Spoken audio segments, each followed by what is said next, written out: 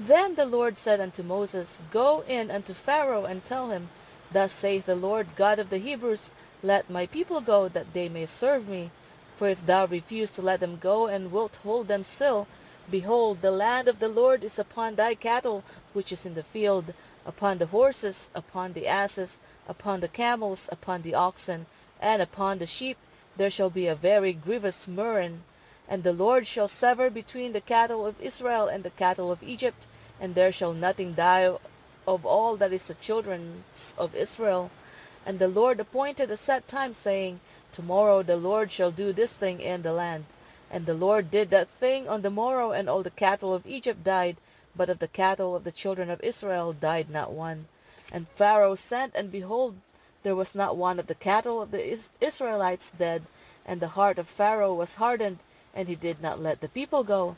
And the Lord said unto Moses and unto Aaron, Take you handfuls of ashes of the furnace, and let Moses sprinkle it toward the heaven in the sight of Pharaoh, and it shall become small dust in the land of Egypt, and shall be a boil breaking forth with blains upon man and upon beast throughout all the land of Egypt.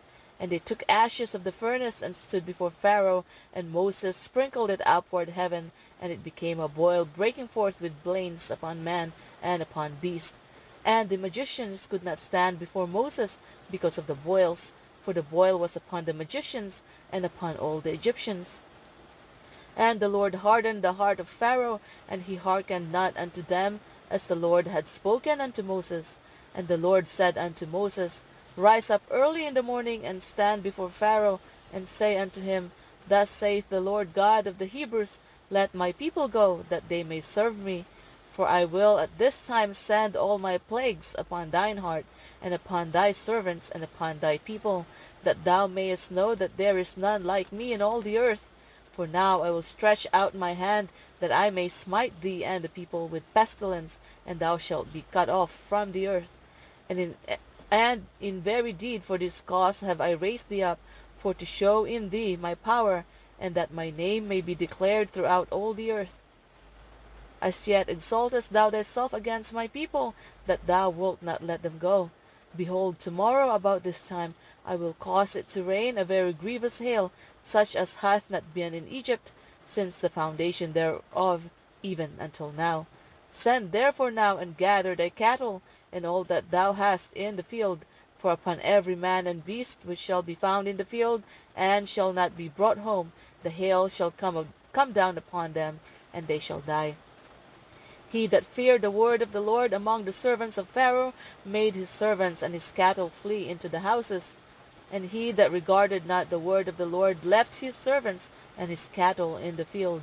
And the Lord said unto Moses, Stretch forth thine hand toward heaven, and there may be hail in all the land, that there may be hail in all the land of Egypt, upon man and upon beast, and upon every herb of the field throughout the land of Egypt.